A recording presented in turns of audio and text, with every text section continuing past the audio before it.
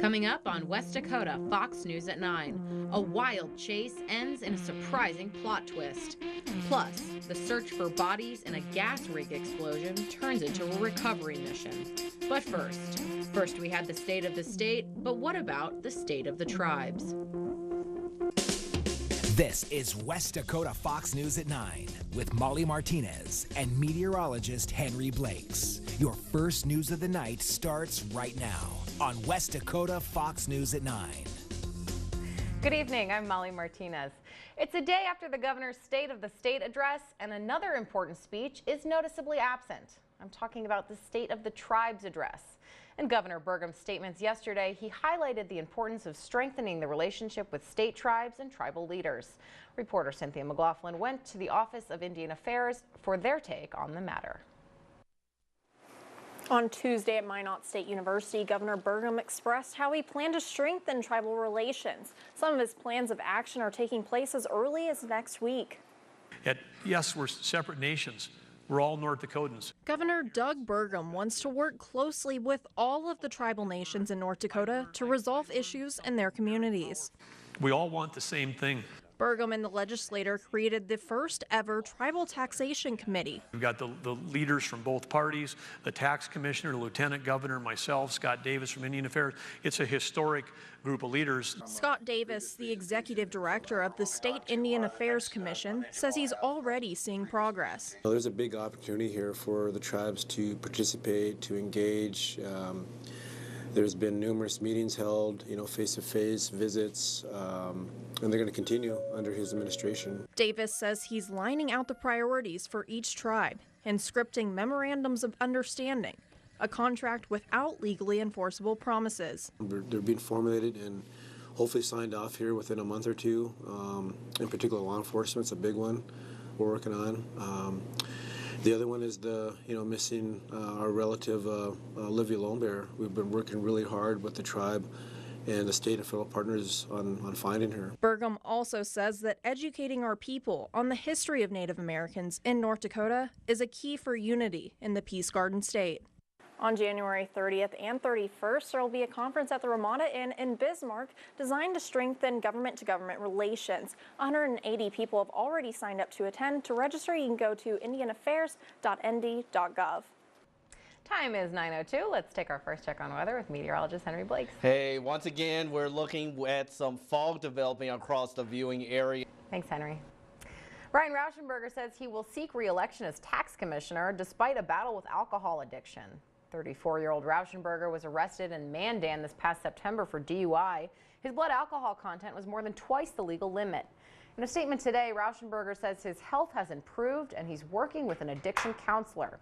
He also says his recovery efforts have not interfered with his service to the state. We're learning the bodies of 5 missing workers from Monday's gas rig explosion have been recovered. This is in Oklahoma. The cause of the explosion may have been an uncontrolled gas release. The tragedy is raising a lot of questions about safety practices and regulations within the industry. Reporter Daniela Hurtado was at the Energy Generation Conference today in Bismarck and tells us about a man who suffered big consequences for not following safety procedures while on the job in Oklahoma in the 90s. Daniela? Molly, good evening. Brad Livingston and his daughter Kayla tell their story of struggle and about the ripple effects of one bad decision and how that can be life-changing. They told me that Tracy had been killed in the explosions. Tracy was Brad Livingston's colleague, and in September of 1991, their lives changed completely because of a welding mishap in rural Oklahoma. If we engaged the tanks, we would have found out the liquid level was too low. We wouldn't have done the welding. And those 3 minutes that we saved would have saved his life, would have saved what my family has been through. He was in the hospital getting treatments for months because more than 60% of his body was burned in the accident. Now Livingston goes across the country spreading the importance of safety while on the job. Tracy wanted to save 3 minutes, but my dad wanted to save some pride. His daughter talks about the ripple effects this situation had on her and her family. The decisions you make at work, they don't affect just you, they affect your family. When you don't come home, your kids don't know what to do. And motivate people to take what they know in their head about safety and move it to their heart and make them aware of how they're going to affect other people. Livingston is grateful to have survived and to live life with his 3 daughters, wife, and 11 grandkids. Brad and Kayla will be here at the Bismarck Event Center tomorrow morning telling their full story during their keynote address. Reporting in Bismarck, Daniela Hurtado, West Dakota Fox News at 9. North Dakota is expected to produce even more oil and gas in the future, and the Director of Mineral Resources says we need to pick up the pace of pipelines. Lynn Helm says our crude oil and natural gas pipeline production could run out of space in 4 to 7 years. He says every cubic foot of natural gas produced goes into one of 2 pipelines, and by the end of 2022, those pipelines will be full. Helm says the recently completed Dakota Access Pipeline will be full by 2025. Meantime, scientists in the state are trying to figure out what to do with the CO2 we produce. One idea is to inject the carbon deep below the Earth's surface. The Energy and Environmental Resource Center is testing to see if the CO2 can be stored in rock formations. The testing site is near Golden Valley. Unfortunately, there was a massive saltwater spill. It's actively being remediated, working with the landowner, the state, and we hope that, of course, those things never happen and that they don't happen here. The hope is to have the drilling done by the end of next month and the testing completed by the end of the year. Also in energy news, it's nowhere near the $4 a gallon we had a decade ago, but the average price of gas in North Dakota has hit a 2.5-year high. Today's statewide averages are $2.54. The last time we paid more that on average was September 2015. Motorists this year can expect to pay an additional 15 cents or more per gallon as the price of oil continues to trade at multi-year highs. If you've ever had a car, you've had the tough choice of buying or leasing. ID Chrysler in Bismarck says North Dakota is at the national average on leasing vehicles, which is 30 to 40% of dealership sales. But leasing isn't feasible for everyone. Leasing versus buying is a very personal decision. It depends on a lot of factors for you, for your financial situation, your preference. But people that like to lease generally continue to lease. Peterson says leasing isn't an attractive option if you plan to drive a lot of miles. He says then you should just consider buying the car. A driver going the wrong way caused a head-on collision on I-94 between Bismarck and Mandan this morning. The Highway Patrol says 86-year-old Margaret Kuntz of Mandan was headed west on an eastbound lane on the Grant Marsh Bridge and crashed into an oncoming pickup truck.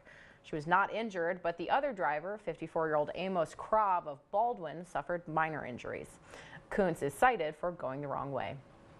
The National Transportation and Safety Board released its final report of a plane crash that killed 3 people in Wishick in 2016. It says the pilot, 21-year-old Colby Frandrick, failed to maintain adequate airspeed during a climbing turn after takeoff.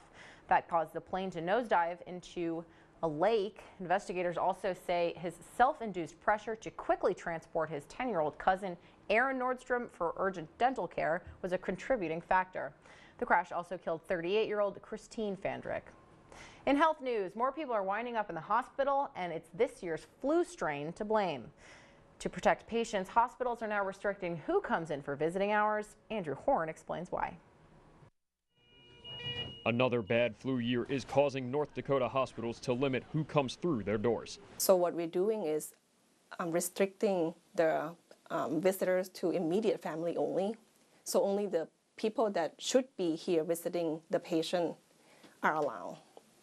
St. Alexius and Bismarck became the latest to issue visitor restrictions, joining other hospitals around the region.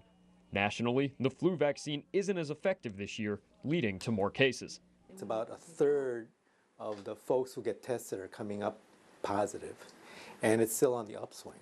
It's not really leveling off. According to the North Dakota Department of Health, more than 2,500 cases have been reported this season.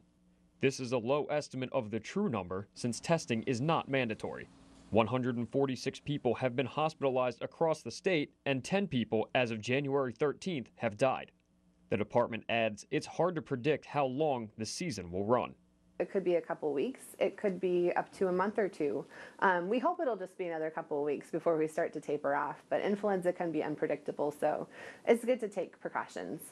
Doctors are still recommending to get the flu vaccine. For West Dakota Fox, I'm Andrew Horn.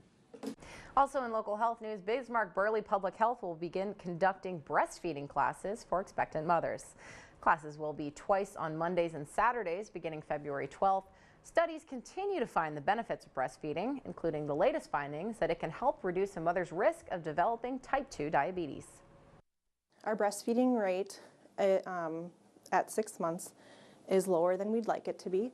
And so again, in order to help moms be successful at breastfeeding, we're hoping that we can provide this additional support. The CDC says the state's rate for breastfeeding at 6 months is 55%. For more information on the classes, you can go to yournewsleader.com. The most active volcano in the Philippines continues to spout off today as hot lava and ash ooze down Mount Mayon. Lava spewed up to 2,000 feet high at one point, with massive ash plumes stretching about 3 miles above the crater. The eruption has sent more than 56,000 villagers fleeing to evacuation centers. Authorities have expanded the no-go zone for 5 miles from the crater and warned a violent eruption is coming in the coming days or hours.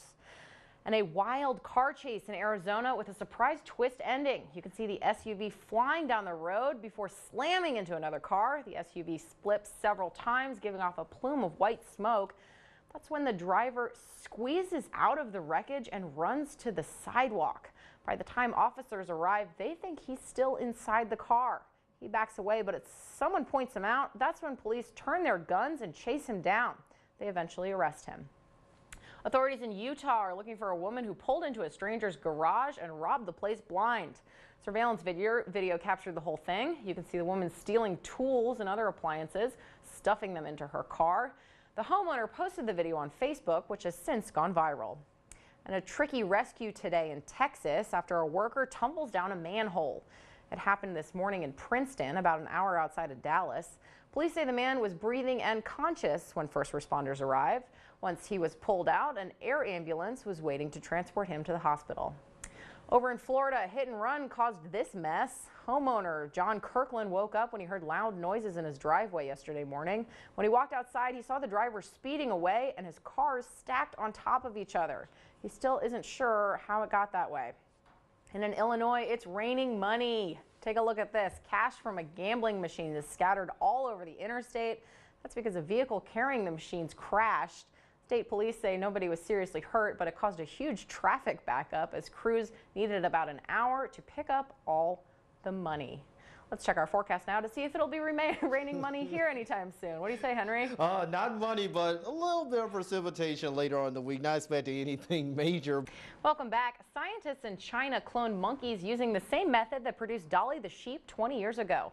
These are the first primates to be cloned from a non-embryonic cell, and scientists at the facility say more clones are coming in a few months.